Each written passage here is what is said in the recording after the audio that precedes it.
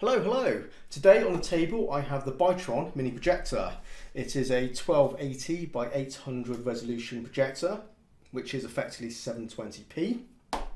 It's a budget orientated projector, so it is fairly inexpensive. It is an affordable option if you are looking to get your first projector. And yep, so far so good. It's been really running really well. Really happy with the quality of the image as well. In the second half of the video, I'll show you a bunch of clips I recorded. Some with just in daytime with the blinds down, so a lot of light still coming into the room, and also some nighttime shots as well where it's nice and dark. And I projected it against that wall there. So you'll see that there's no commentary on those, but I will caption it if it's necessary.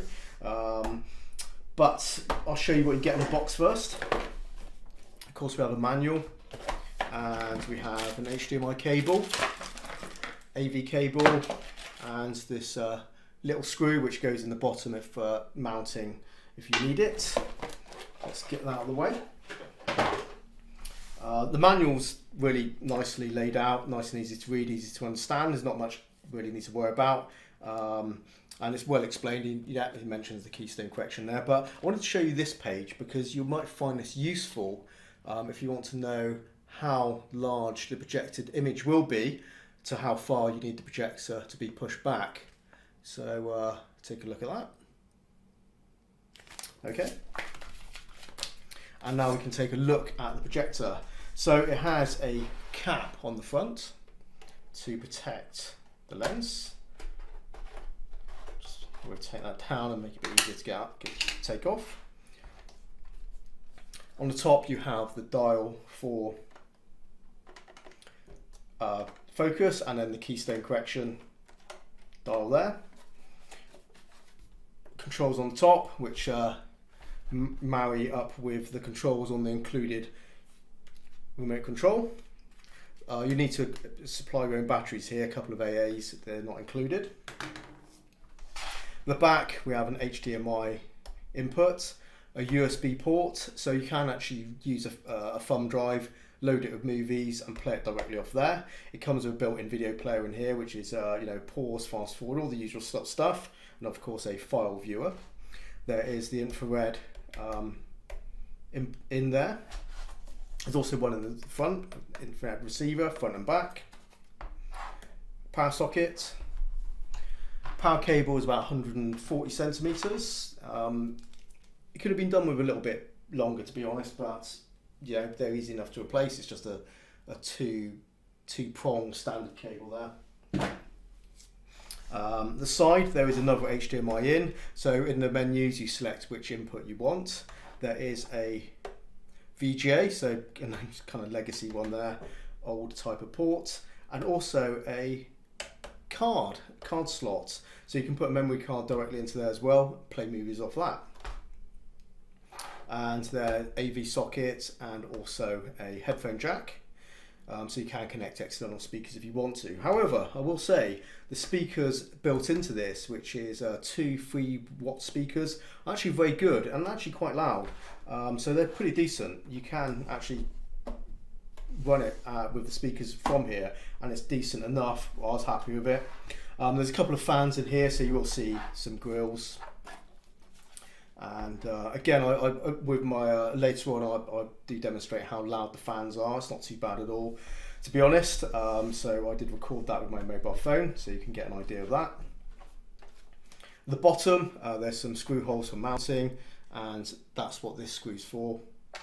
If you have a shelf or something where you can screw it through. The reason my camera stand is here is because I was using it with this, and it works great with a camera stand, just a cheap camera stand, tripod type of thing. Again, it's the same thread as on these adapters. Just goes in on there.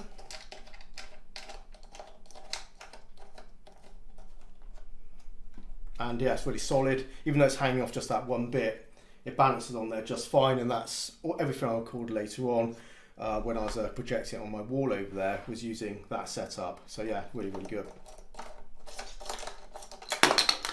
Also, obviously rubber feet on there as well, just for a tabletop, which they grip. One thing I want to show you actually before we go on to my tests is a couple of things which worked really well. I used a Chromecast on here, and what was great about it is I plugged it directly into the port, and it also powered off the USB here. So I actually had a working Chromecast. I didn't need to connect it to any external adapter. It just ran off here, and it's great, and it just works straight away. You could do the same thing with a Fire Stick, probably with a Roku as well. Roku, you know what I mean, don't you? Roku, yeah, one of those sticks as well. But more interestingly for me, and I'll show you this.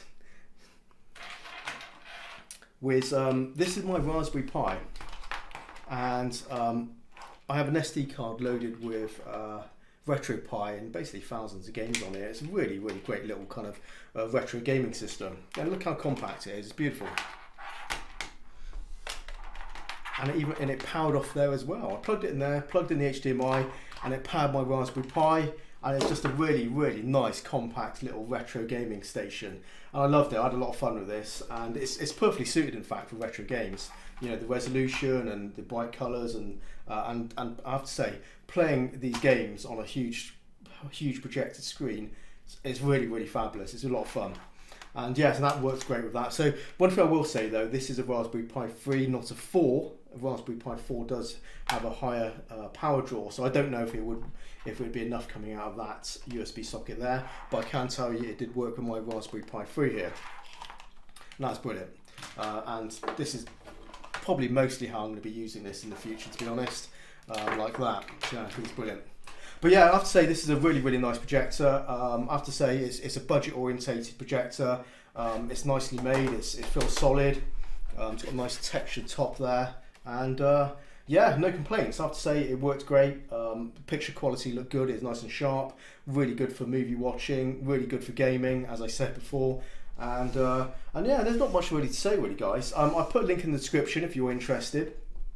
And up next will be just basically a bunch of samples of what I recorded, projected against my wall, just so you can get an idea of what it looks like.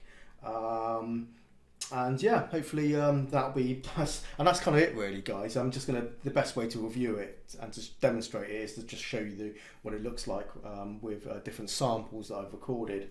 But yeah, anyway guys, well that's it for me, because I'm gonna end my review, which is, I have to say, this is a nice projector. Enjoy the next bit of the video, and feel free to drop comments below the video. Anyway, thank you for watching, take care, and bye bye.